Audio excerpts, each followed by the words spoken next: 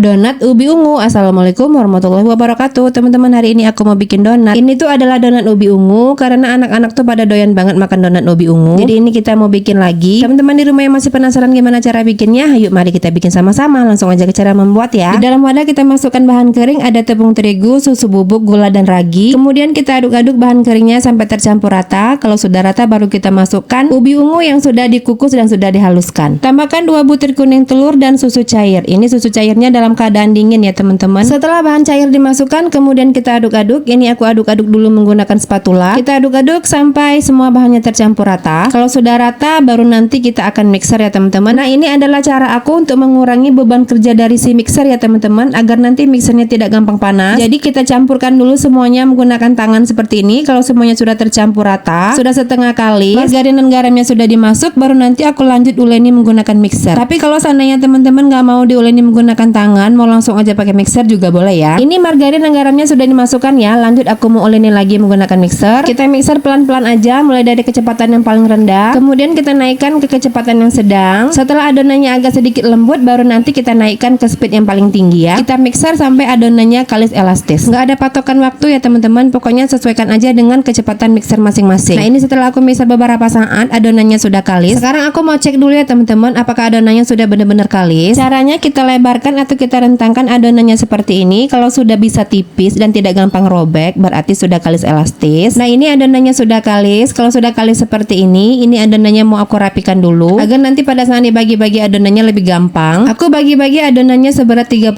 gram. Untuk berat adonannya sesuaikan aja dengan selera masing-masing ya teman-teman. Selesai adonannya dibagi-bagi, langsung aja kita mau rounding. Kita akan rounding, kita bulat-bulatkan adonannya sampai permukaannya halus dan mulus. Nah, kira-kira seperti ini. Kalau sudah halus dan mulus seperti ini, langsung aja bagian bawahnya mau aku kasih tepung, mau aku lumuri dengan tepung agar nanti pada saat dicetak adonannya gampang diangkat dan tidak lengket. Oke, lakukan dengan cara yang sama sampai dengan semua adonan habis. Adonan yang sudah selesai di rounding, kita lumuri dengan tepung, kemudian kita susun lagi di atas meja kerja seperti ini.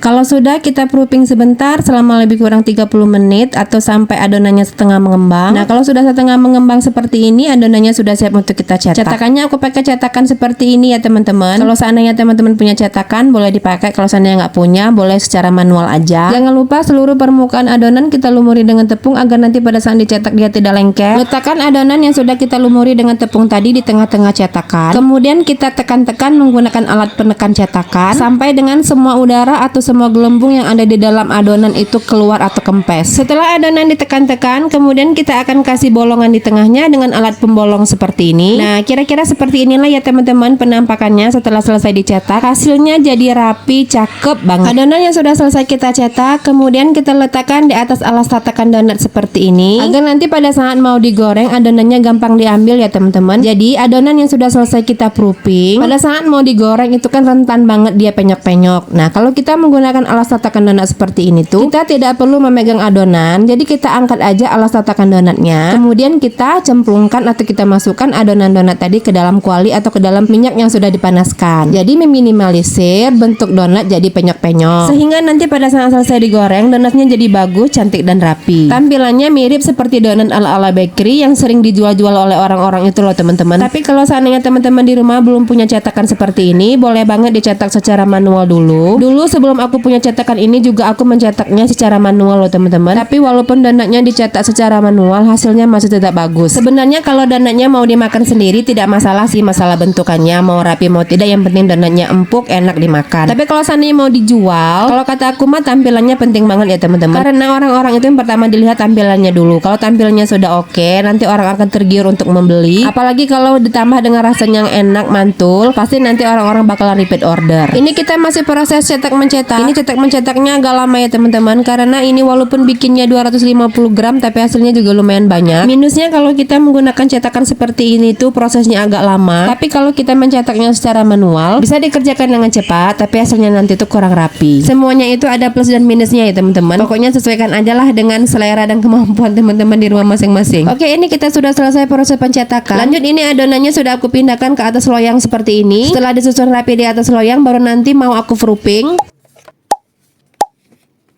Nah, ini donatnya sudah tersusun rapi, sudah siap untuk di proofing. Ini nanti aku proofing sampai donatnya mengembang 2 kali lipat, sampai teksturnya ringan. Nggak ada patokan waktu ya teman-teman. Pokoknya sesuaikan aja dengan suhu di rumah masing-masing. Karena suhu di rumah kan beda-beda, ada yang cepat, ada yang lambat. Pokoknya kalau adonannya sudah mengembang 2 kali lipat, pas kita angkat itu adonannya sudah ringan, berarti adonannya udah siap untuk kita goreng. Setelah selesai di proofing, ini adonannya sudah mengembang 2 kali lipat. Tadi tuh pas aku angkat adonannya sudah ringan, ini tuh sudah siap untuk kita goreng. Nah, ini tadi tuh aku proofing selama lebih kurang 50 menitan kalau nggak salah. Karena kebetulan pas bikin donat ini tuh cuacanya lagi panas-panasnya. Tapi balik lagi ya teman-teman, jangan berpatokan waktu di 50 menit. Pokoknya sesuaikan aja dengan keadaan dan suhu di rumah masing-masing. Nah, ini adalah penampakan donat yang sudah full proofing dan sudah siap untuk digoreng. Kalau diangkat itu dia sudah ringan adonannya. Kalau kita tekan-tekan itu dia juga sudah terasa ringan. Oke, kalau sudah seperti ini langsung aja kita mau goreng. Panaskan secukupnya minyak di dalam wajan. Kalau minyaknya sudah panas, kemudian kita masukkan donat yang sudah full proofing tadi. Kita goreng donatnya sampai matang, sampai kuning kecoklatan, jangan sampai kekuningan karena kejauhan. Jangan lupa dibolak-balik juga donatnya agar matang merata. Pokoknya kita goreng donatnya sampai dengan tekstur dan warna yang diinginkan. Kalau sudah matang donatnya jangan lupa diangkat. Kalau nggak diangkat nanti donatnya gosong. Ini tadi tuh aku gorengnya ada beberapa donat yang kegosongan karena kayaknya kegedean api loh teman-teman. Tiba-tiba aja ini donatnya sudah tersusun rapi di atas piring, sudah dikasih topping gula putih. Kalau untuk toppingnya ini sesuaikan aja dengan selera masing-masing ya. Mau dikasih topping coklat juga boleh. Oke teman-teman semua, terima kasih ya yang sudah menonton. Jangan lupa request.